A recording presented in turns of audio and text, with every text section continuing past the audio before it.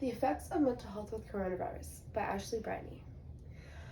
Most people find their mental health a joke, and if they don't, they have someone close to them that thinks mental health is just a generation or group of people seeking attention and being sensitive. This would be wrong to assume.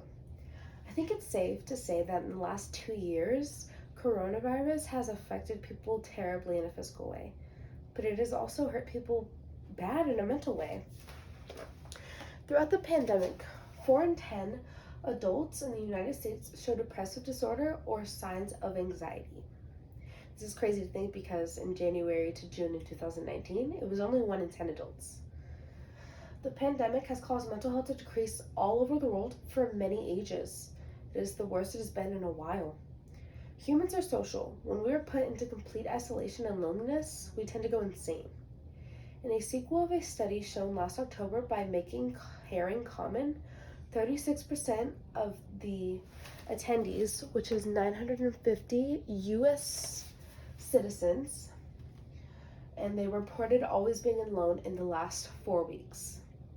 This caused stress and terrible mental health, and it made us act different. And it was terrible because throughout the whole lockdown, everyone was alone. They couldn't just go get a coffee with their friend. They had to go on the phone, which of course it was way safer doing that, but it did cause things to happen with our mental health. Loneliness is not substantial for humans, and it causes pain and devastation for everyone involved.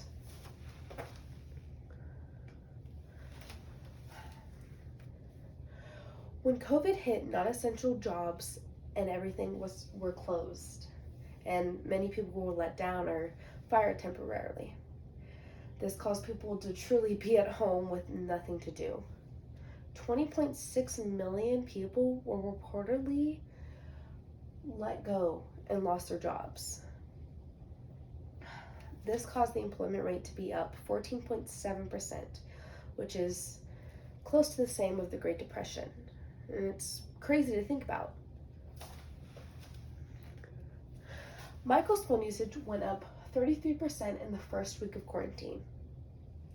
Now, Eric's, which he was a doctor from Houston, his phone usage went up 185%. And that's crazy to think about because it's not even that normal people are being affected by this, but it's even the people that were first line with coronavirus and had to work most of it except for the complete lockdowns. Their phone usage was up too, and they really had nothing but to do but go on TV and their phones and mobile devices, which of course this causes effects later on in life and even closer.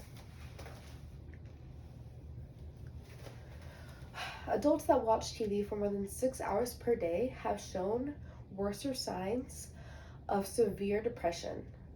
And when we're on our phones too much, it creates a blue light that can trigger headaches because it is suppressing melatonin. It also affects with our lack of sleep.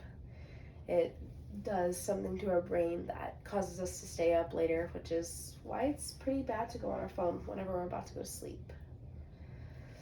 The pandemic hit people hard and unexpectedly.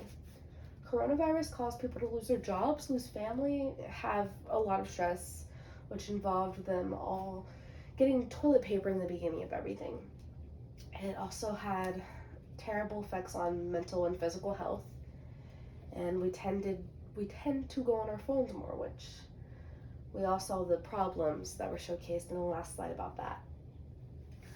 We can also have terrible neck pains because we go on our phones too much, and of course when people lose their jobs, they lose their money and then tend to lose their houses, and it's something terrible that happened. But what is left today is that we have to get used to our new normal. Everything has finally calmed down a bit, so it's better, but it still continuously starts to get worse again.